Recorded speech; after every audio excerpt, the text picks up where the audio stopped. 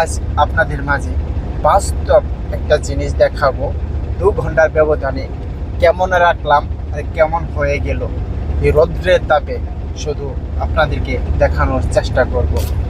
এই ব্যাগটার ভিতরে একটা কলা রেখেছি আমি পরে খাবো বলে। দেখেন কলাটা কি হয়ে গেছে।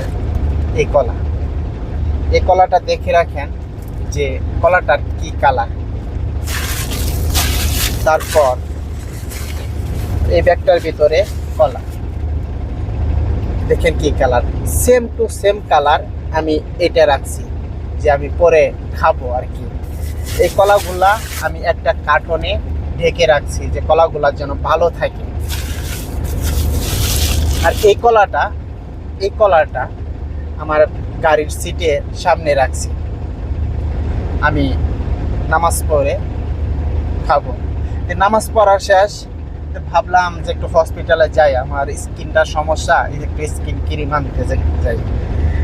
স্কিন ক্রিম আনার জন্য হসপিটালে গেছি। হসপিটালে সর্বোচ্চ 1-1.5 ঘন্টা দেরি হয়েছে। নামাজ পড়ছি, খানা খাইছি, 1-1.5 ঘন্টার মতো সময় লাগছে। 1-1.5 ঘন্টার ব্যবধানে কলাটা এই অবস্থা। 1-1.5 ঘন্টার আগে একটা কলা রেখে দিয়েছি, এই অবস্থা। দেখেন 1.5 ঘন্টার ব্যবধানে 2টা কলার কি হয়ে গেছে রৌদ্রের তাপে। যাই হোক, আমি আপনাদেরকে বোঝাইতে চাইলাম যে মা বোনেরা রূপের সৌন্দর্য দেখে অহংকার করেন, রূপের ঝলক দেখিয়ে হাজার হাজার ছেলেকে ধ্বংসের পথে ঠেলে দেন, আমি তাদেরকে অনুরোধ করব, দেখেন এই কলাটা দিকে খেয়াল করেন।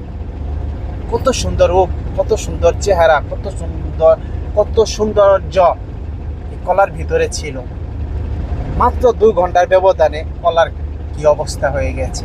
তাই আমার যে মা বোনেরা আছে, যাদের আল্লাহ তাআলা সৌন্দর্য ভরপুর করে দিয়েছে, তাদেরকে বলতে চাই, আপনাদের সৌন্দর্য ধরে রাখুন, পর্দার ভিতরে রাখুন। আপনাদের সৌন্দর্য পবিত্র একটা দেহ আপনাদের স্বামীকে উপহার দেন, তাতে মহান আল্লাহ পাক খুশি হবে, আপনার উপর শান্তি বর্ষিত হবে।